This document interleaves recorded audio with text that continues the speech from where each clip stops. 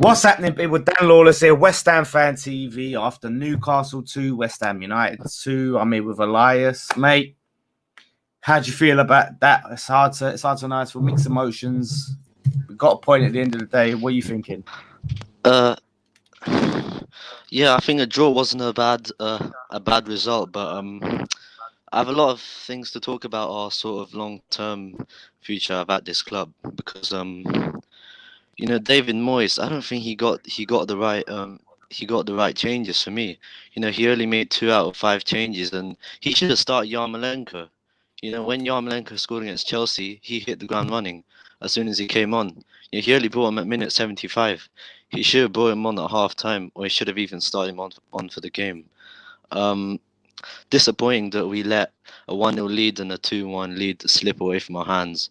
But what can you do? A draw is probably the fair result compared to when we beat Chelsea 3-2. I think a win was going to be a tough ask against an informed Newcastle. They've got a lot of quality players, and I think we just need to be more clinical up front. We're just lacking consistency in the defense and the attack and all sorts of these areas. So Yeah, I think you're right. Like, in terms of being more clear, I think on a positive note, I thought we created more chances than we have in previous games. But you're right, just that little lack of cutting edge. And like I said, on to Moyes and Yarmolenko. For me, I was very surprised when he brought off Lanzini, which I thought should have come off, but he brought on Martin Noble instead of Yarmolenko, which was a bit strange for me. I don't know how you felt about that. Wait. Yeah, I can't really hear you that well because the thing is lagging a bit. But I also wanted to talk about sort of what manager I would really want to come to Ham next season. I think David Moyes is not the right man for the job.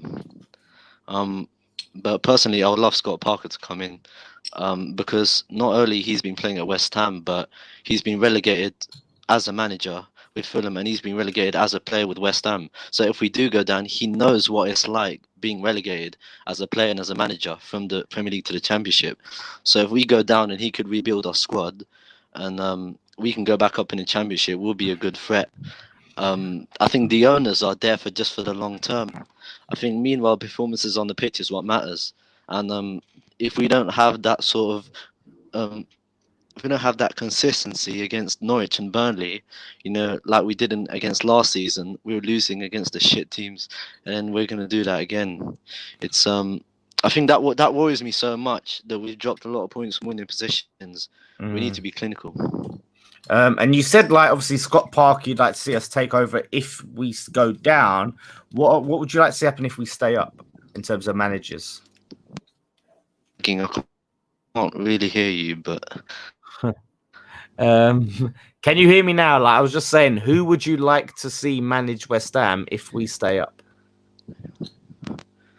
Can you hear me? Yeah, but not that well. Sorry. Yeah. No, I was just saying, who would you like to see manage West Ham if we stay up? I have no idea what you're saying, but I think Scott Parker's my opinion, my favorite to come to West Ham, and I